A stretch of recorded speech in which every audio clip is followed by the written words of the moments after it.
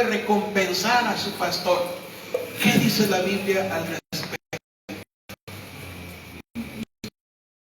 Yo quiero compartir con ustedes por lo menos 3 áreas que la iglesia debe hacer para con su pastor, o debe tener para con su pastor.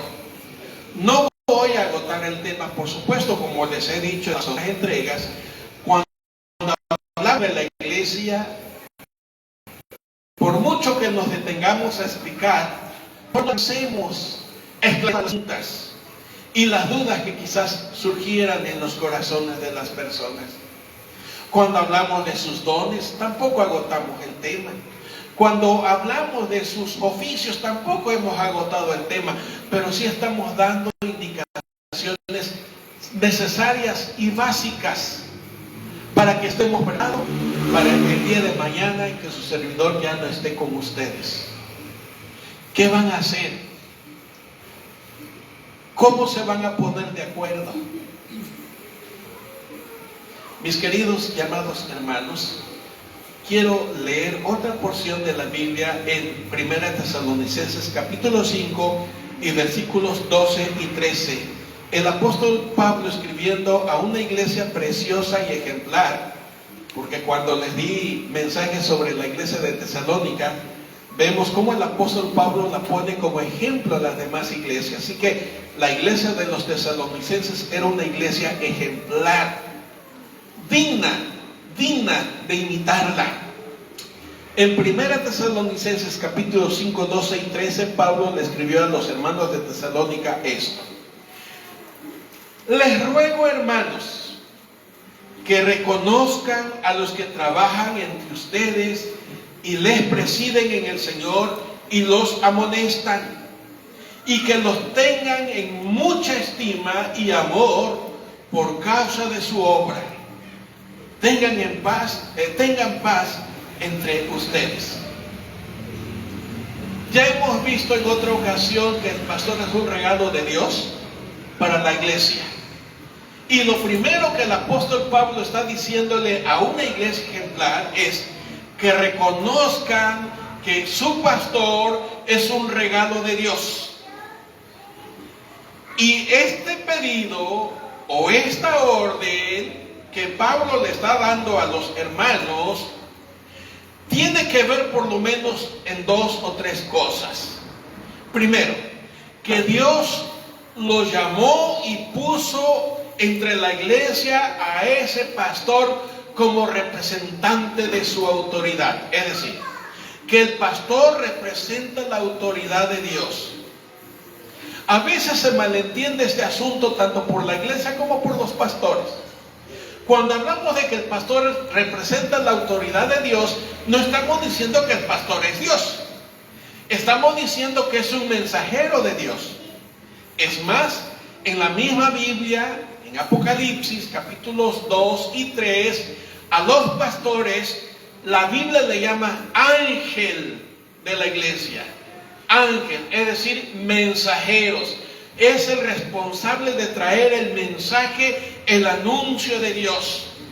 Cuando Mateo 10 habla de que el Señor Jesús mandó a los 12 apóstoles, 2 en 2, eran sus representantes, sus mensajeros, sus anunciadores, y Él le dijo: a donde quiera que vayan, anuncien que el reino de los cielos se ha acercado. Entonces, lo primero que tiene que hacer la iglesia es reconocer que su pastor es el mensajero de Dios.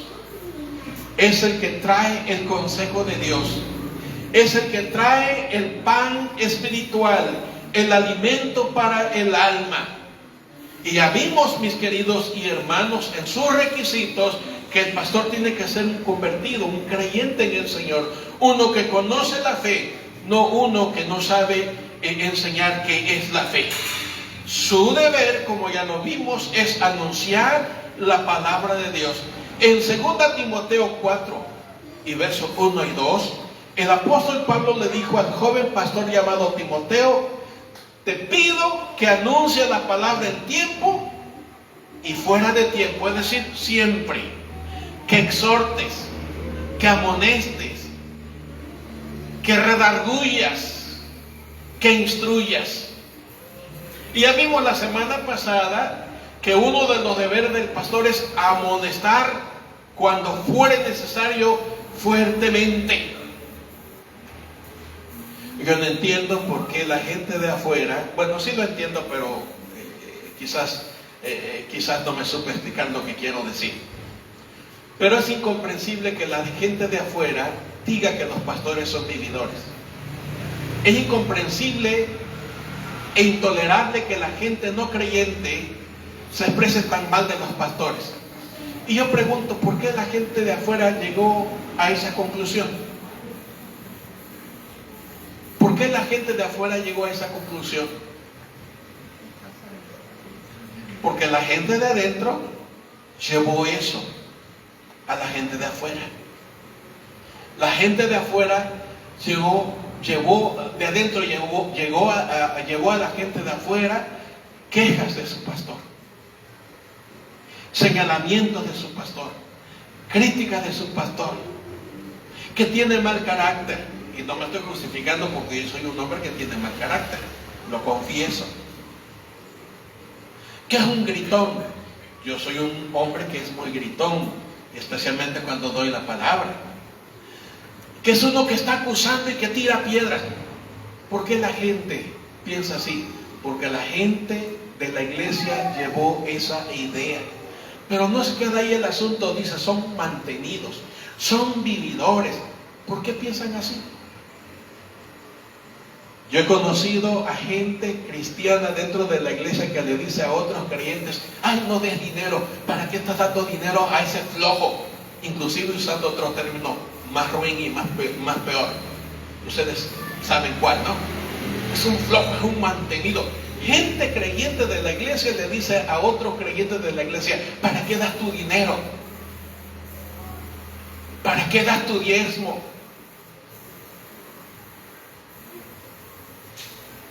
Y entonces la gente de afuera tiene una mala percepción del pastorado.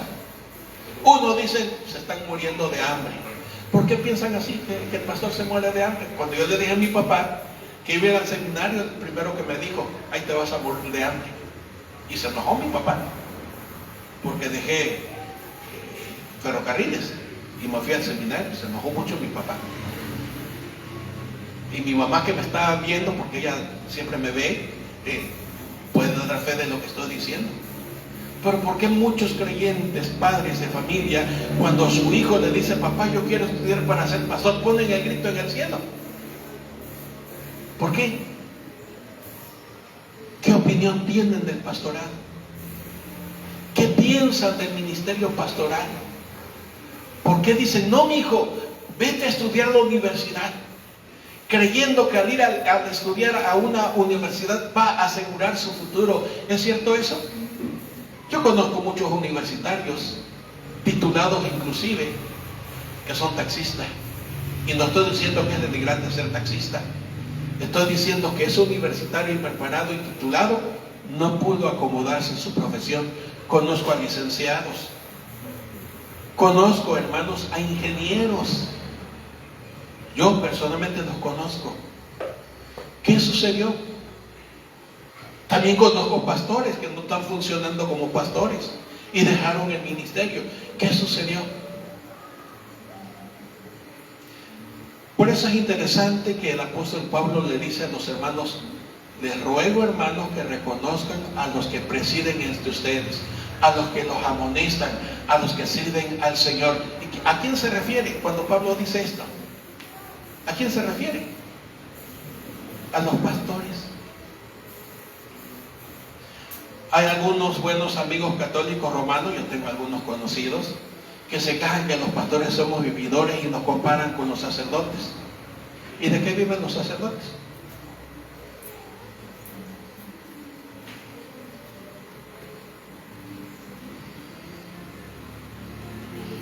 Me dijo una bachata que le compró un producto: ¿a poco y le pagan, pastor? Le digo: sí, debería de haber un sueldo, pero a mí personalmente no me pagan. Pero cuando venga otro pastor en mi lugar, le tienen que pagar, hermanos. Y eso de que le tienen que pagar, les voy a mostrar por qué. Recuerden que en esta entrega estamos hablando de los deberes o responsabilidades de la iglesia para con su pastor. ¿Qué privilegio tiene el pastor? ¿Qué derecho tiene el pastor? Fíjense que una iglesia que estableció el apóstol Pablo, me refiero a la iglesia de Corinto. Pablo, ¿cómo se llama? La formó. Pablo la construyó en el sentido moral y espiritual. Pablo la formó.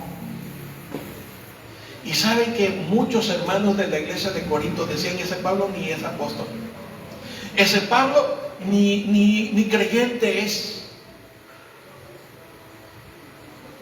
Y por eso leímos 1 Corintios capítulo 9, donde Pablo dice: tenemos derechos, tenemos privilegios, tenemos recompensa.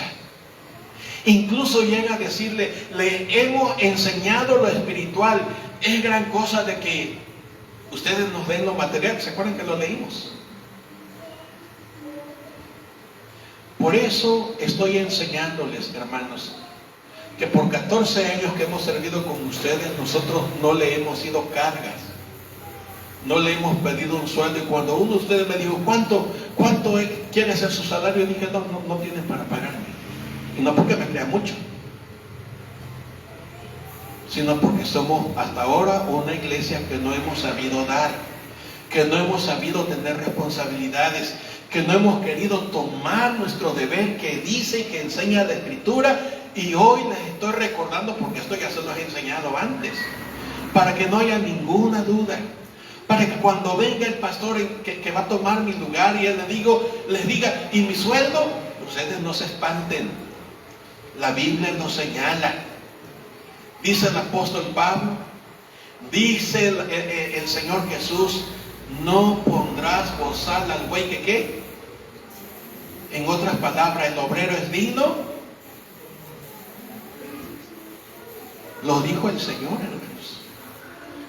Cuando no se le reconoce al pastor como enviado de Dios, entonces se le ningunea, entonces se le juzga, entonces se le critica, entonces se le ven todos los defectos habidos y por haber. No hay pastores perfectos. Así como no hay iglesias perfectas, no hay pastores perfectos, porque seguimos en esta tierra con aciertos y con desaciertos. Pero cuando no se le reconoce al pastor como enviado de Dios, como regalo de Dios, para que amoneste, para que corrija, para que enseñe, para que capacite, para que guíe, entonces, hermanos, se expresa esa persona que no reconoce esto que estoy diciendo, se expresa mal de su pastor, que es un flojo, que es un bueno para nada, que ni siquiera es creyente, que quién sabe si es pastor. Así sucede eso, hermanos. No me lo estoy inventando. Lo hemos vivido por más de 40 años en diferentes lugares donde hemos estado. Inclusive me atrevería a decir que lo hemos vivido aquí también, en Betania. Por eso, mis amados hermanos, Pablo le decía a una iglesia ejemplar: reconózcanlo y ténganlos en mucha estima. En 1 Timoteo 5:17 dice: ténganlo como persona de doble honor. Lo que Pablo dice en Tesalónica o en Tesalonicenses: mucha estima. Esto nos lleva al segundo punto. La iglesia debe tener al pastor como un ser o una persona de doble honor y tratarlo con doble honor o mucha estima. ¿Porque lo merece? ¿Porque lo merece? No, sino porque lo manda el Señor, porque lo ordena el Señor en su palabra. Hermano, he conocido a tantos creyentes que no se tocan el corazón para levantar falso testimonio en contra del pastor. He conocido a muchos creyentes que no se tocan su corazón para expresarse mal de su pastor. He conocido a muchos creyentes en diferentes iglesias que no se tocan el alma para poner en tela de duda que el pastor sea un creyente. Y la Biblia dice, ténganlo en mucha estima. Les leo otra vez 1 Tesalonicenses capítulo 5, ahora verso 13. Y que los tengan en mucha estima por por causa de su obra. ¿Y cuál es su obra? La iglesia, su oficio. Ningún pastor debe llegar a la iglesia, hermano, soy pastor y ya yo no voy a traer mensajes. Nadie. Ya les he hablado de los requisitos, ya les he hablado de sus deberes. Hoy estoy tratando sobre sus privilegios, sobre sus recompensas. Tener al pastor en reconocimiento de que es un regalo de Dios, por amor y por su obra, exige por lo menos obediencia y respeto. ¿Sabían que la Biblia lo ordena también? Miren, en Hebreos capítulo 13 y versículo 7 dice obedecer a sus pastores.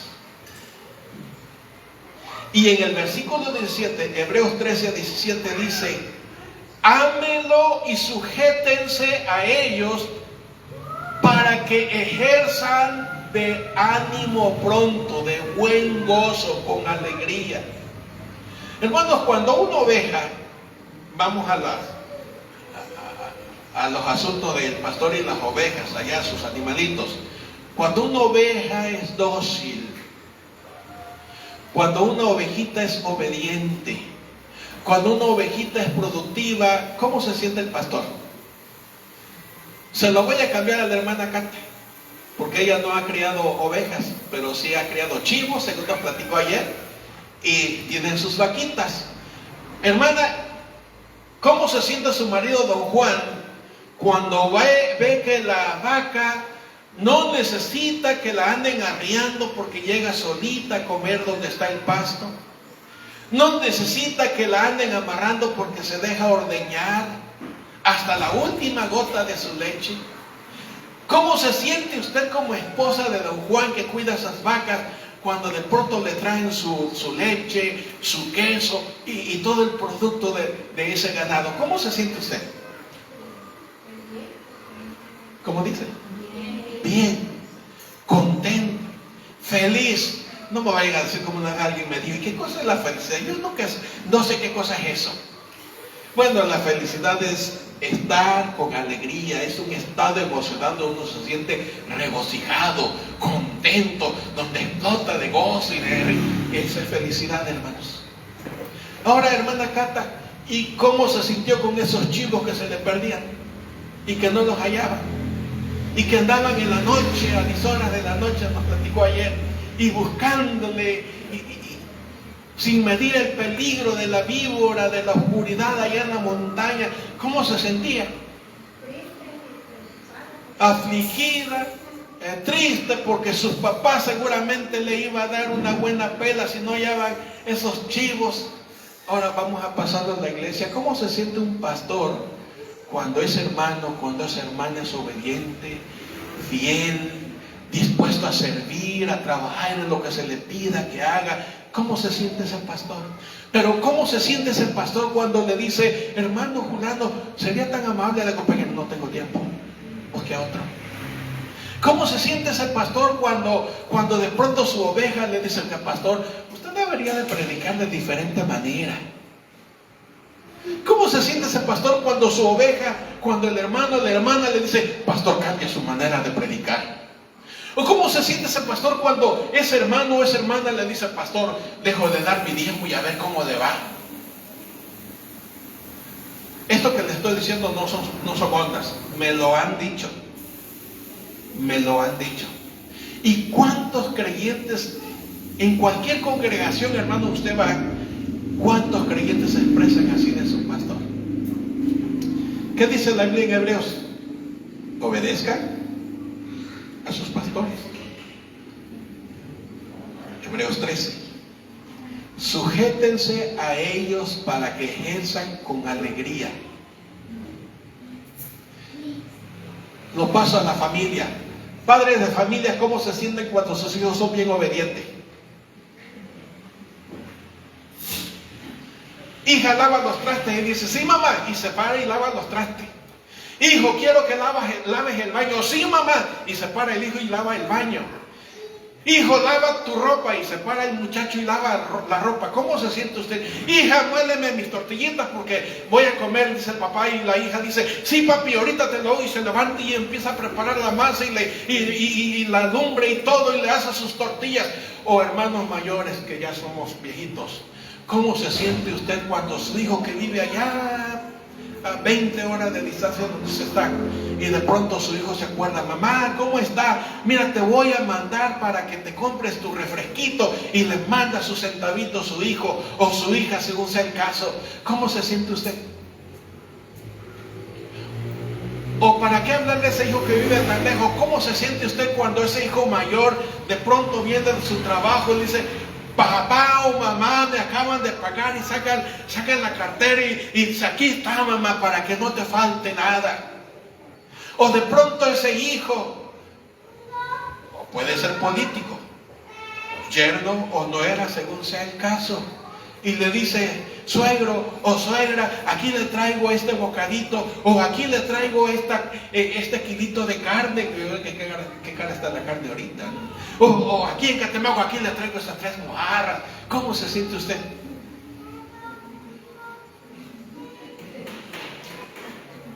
Es exactamente lo que sucede en la iglesia. Si los hermanos se acuerdan de sus pastores, ese pastor va a estar agradecido, se va a sentir honrado, se va a sentir recordado.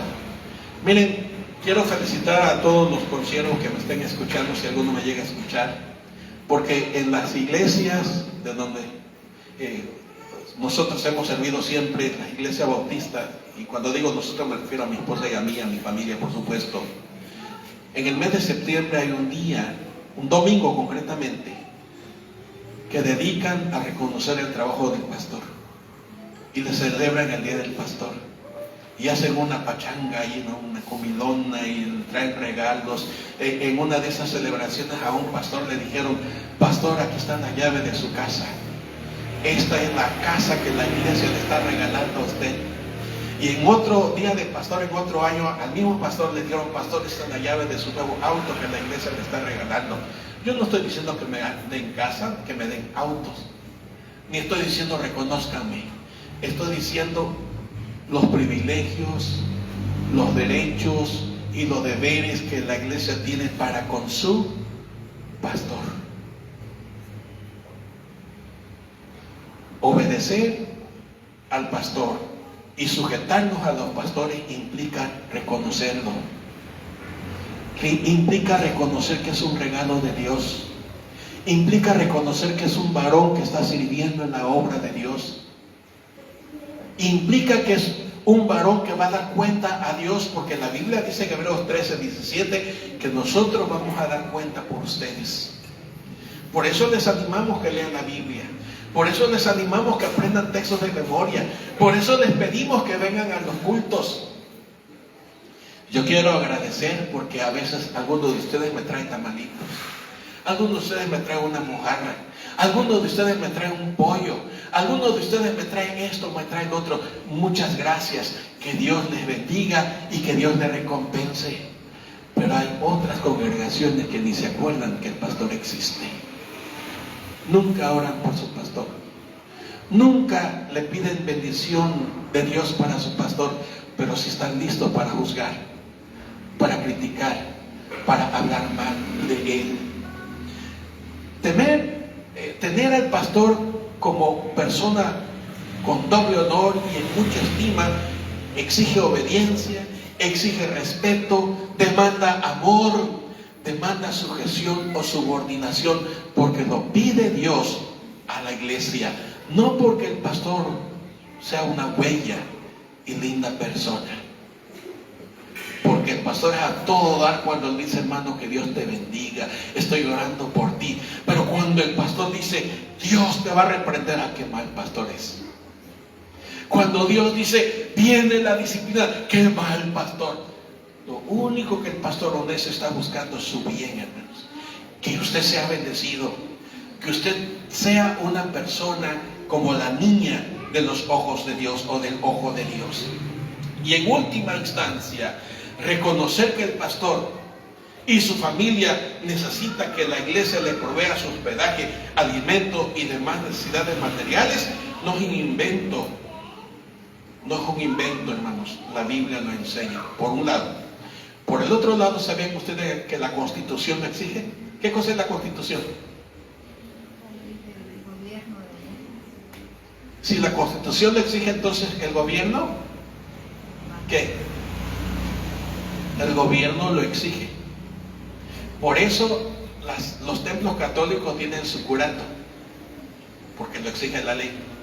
Los templos evangélicos tienen su casa pastoral, lo exige la ley. Pero si vamos a la ley de la Biblia, ¿está avalado por el Señor Jesús? ¿Por qué me dice que sí, hermano? Porque él fue el que enseñó a lo que leímos, ¿no? Que había Exacto. una casa. Lo acabamos de leer en el culto, hermano. El Señor Jesús dijo, vayan y posen y coman. Y si los tratan bien, ahí estén. No pregunten qué les van a hacer, qué les van a dar de comer, cómanlo. No lleven dinero extra. No lleven vestido extra. ¿Quién se los tenía que comprar? ¿Quién se los iba a dar? ¿Les iba a caer del cielo el vestido? A donde llegaran había que proveer esos detalles. Betania no debe ser diferente, hermanos. Gracias a Dios, nosotros llegamos con ustedes y no hemos sido de carga. Nunca le hemos exigido un salario. Nunca le hemos exigido nada. Hemos pedido de sus oraciones. Pero es deber de la iglesia velar por las necesidades de su pastor. ¿Qué va a comer? Oiga, ¿a usted le gusta la milanesa? Oiga, están bien adultos, muy serios. Qué difícil hablar de esto, pero tengo que hacerlo. ¿A usted le gusta la milanesa, doctor? Sí, al pastor también. Oiga, ¿le gustan las mojarras del Tachogobi? También al pastor. ¿Le gustan los chicharrones? Algunos sí, algunos no. Al pastor también sí le gusta. Me acuerdo cuando llegué a la familia de mi esposa, cuando andaba yo rondando a mi esposa, mi suegra me quiso correr. Me preparó una mojarra como de 1 kilo, yo creo, 1,5 kilos. ¿Se acuerdan que antes había mojarras grandes? Estoy hablando de hace más de 40 años. Cuando la mojarra casi salía sola de la laguna y se ponía en su sartén. Yo sé que estoy exagerando, pero había abundancia. Y mi suegra, para correrme, porque no me dijo, oye, Julano, deja de molestar a mi hija. No, ella para correrme me preparó una mojarra como de 1,5 kilos, me la puso verde de chile, porque ella pensaba enchilarme y así yo me iba a ir. Y de paso, para correrme más rápido, me hizo como 5 tortillas a mano. ¿Cómo ve, doctor? Me fui, pero corriendo a la familia, y yo quiero ser de ustedes. Mis amados hermanos, sé que no es fácil y a muchos pastores no les gusta hablar de esto. Saben, a mí muchos pastores me han llamado para hablar de los deberes de la iglesia para con sus pastores. Y quiero terminar, no lo he dicho todo, pero quiero terminar contando una anécdota personal. Hace muchos años me invitaron en una iglesia en cierto estado. Y normalmente cuando me invitan para ser pastor, una de las preguntas que suelo hacer es, ¿por qué me están invitando a mí? Y aquí está mi esposa, que no me deja mentir. Ella fue en una ocasión a una entrevista que me hicieron. En esa iglesia que les digo, de cierto estado de aquí del sureste, me dijeron, pastor, queremos que venga a pastorear, hemos sabido de su dedicación, etcétera. Ya saben, me dieron por mi lado. Y les pregunto, ¿y por qué me invitan a mí? Ah, pastor, dice, muy sencillo, me dijo el presidente de diácono, porque usted no cobra, usted no pide vacaciones, usted no pide aguinaldos. Ah, por eso me están invitando. Sí, pastor, pues vamos a estar muy bien. Digo, pues no acepto. Y se me acabó. Sí, no puedo. No acepto. Les agradezco la invitación, pero no acepto. Y no acepté, no porque no me fueran a dar aguinaldo, pues aquí yo no recibo aguinaldo. No acepté no porque no me iban a pagar un sueldo, pues aquí tampoco lo recibo. No acepté porque no me iban a pagar vacaciones, pues aquí tampoco las tomo. Ahora el Señor a fuerza nos está haciendo tomar vacaciones con el tratamiento que tiene que recibir mi esposa. Sino por ese desparpajo, donde estamos bien cómodos así, sin ninguna responsabilidad. Estamos bien cómodos. Cuando nos dejamos llevar por la comodidad es abrir la puerta del fracaso. Ahora pregúntese, ¿en dónde está Betania? Yo me voy a morir. Mi esposa también. ¿Qué va a hacer de Betania? Por eso mi preocupación de estar tocando estos temas por segunda o tercera ocasión ya entre ustedes. El Señor así lo ordenó, hermanos. Por eso se habla de ofrendas. Que a veces la Biblia habla de ellos a través de una metáfora de siembra y cosecha. Primera de Corintios 9, precisamente. Segunda de Corintios 9, precisamente. Malaquías capítulo 3, versículo 10, precisamente. Y luego los evangelios, lo que dijo el Señor Jesús, el que da, ¿qué?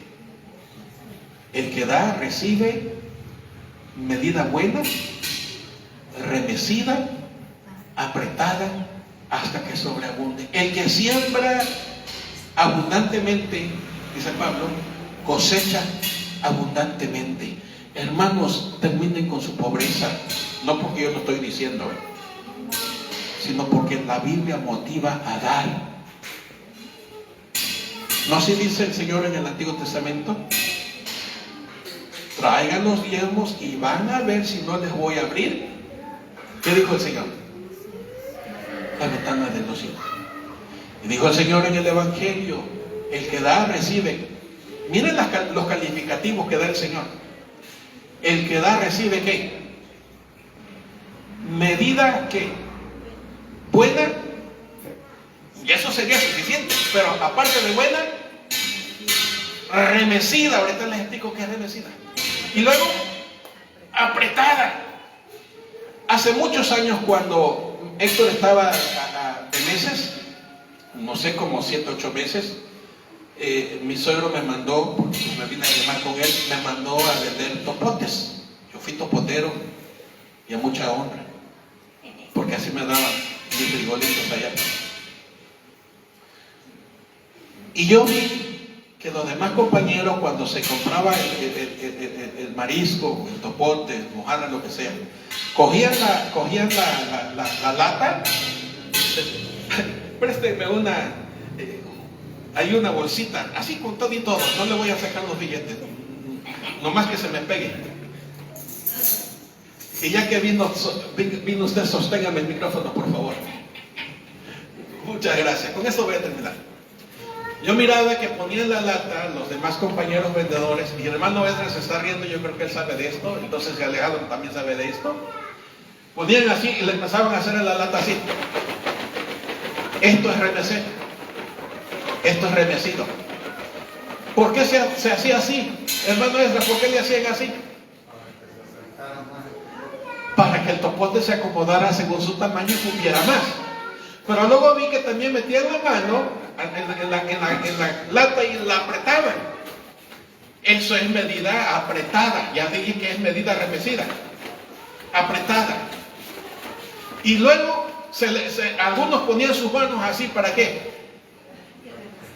Para que rebosara. A eso se refiere, hermanos, cuando Jesús dijo que el que da recibe medida buena, remecida, apretada, hasta que sobreabunde. Gracias, hermano. Muchos estamos bien pelados como una naranja porque hemos cerrado nuestro corazón para no dar, para no compartir. Y muchos hermanos, cuando hablan de que su pastor es un flojo, que su pastor es un mantenido, que su pastor es un vividor, lo único que están haciendo es expresar su amargura, su incredulidad, su desobediencia y su falta de entrega y sensibilidad al siervo de Dios, cuando Dios está diciendo: reconozcan a los que presiden, a los que trabajan, a los que sirven, respétenlo, sujétense, obedézcanlo y ténganlos en doble honor, en mucha estima. Amén. Lo he dicho en el nombre de Jesús.